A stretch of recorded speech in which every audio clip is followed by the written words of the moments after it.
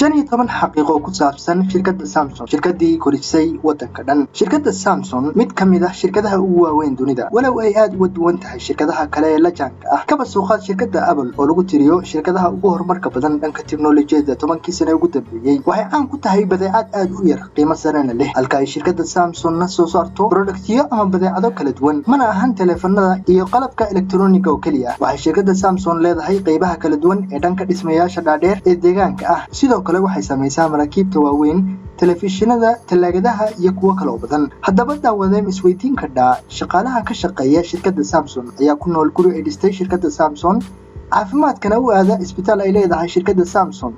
حتى جريديسا waxay dugitaanka maamulaysa shirkad ay leedahay shirkadda Samsung oo dhankaas qaabilsan. Waxaana intaas sii dheer in wadanka ciidanka difaaca hubkooda ay soo sameeyaan shirkadda Samsung. Waxaana dhihi karnaa shirkadda Samsung waa boqortooyo socota ee kaliya ma ahan brand electronic soo saara. Haddaba daawadayaasheena qiimaha badan oo aan idin la wadaago xaqiiqooyin ku saabsan shirkadda Samsung.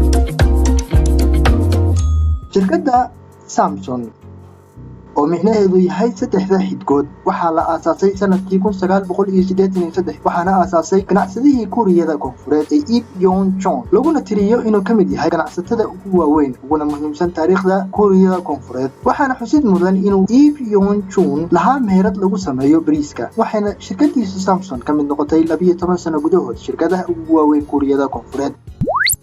برج خليفة oo ah dhismaha ugu dheer dunida kuna yaala magaalada Dubai waxaa lagu dhisay agab ay soo sameysay shirkadda Samsung. Waxa shirkadda Samsung qaybteeda birta culus sameysay markab lagu sameeyo doonyaha badkiisuna dhan yahay 4 milyan oo feet square. Waxa shirkadda Samsung u shaqeeya tiro dhan 370,000 oo qof daafaha dunida oo dhan, halka shirkadda Apple ay u shaqeeyaan 80,000 oo qof oo kaliya. Shirkadda Microsoft-na u shaqeeyaan 79,000 oo qof oo kaliya. Waxayna shirkadda Samsung shaqaalaheeda siisay qiimo lacageed gaaraya 12 bilyan oo dollarka Mareykanka ah. waxa uu dhan yahay wax soo saarka shirkadda Samsung 17% wax soo saarka guud ee wadanka South Korea ama Kuuriyada Koonfureed. Bal ma qiyaasi kartaa shirkad kaliya oo leh 5 meelood meel wax soo saarka guud ee wadan horumarsan sida South Korea. Waxa shirkadda Samsung ku bixisay qiimo dhan 4 bilyan oo dollarka Mareykanka ah kaliya haysiin ay halka ay 5 bilyan ku bixisay suuqgeynta oo kaliya. Waana sanadii 2012 waxayna noqotay shirkadii ugu badan ee qiimahaas intaas leeg ku bixisa qaybtaas. waxa uu gaaray qiimaha iibka shirkaddu ku dhawaad 247 bilyan oo dollarka Mareykanka ah sanadii 2011 oo ay ku jirtay 170 bilyan oo ay qaybta elektarooniga gooni u leedahay, halka shirkadda Apple dhammaan dakhligeeda uusan sanadkaas dhaafin 128 bilyan oo kaliya.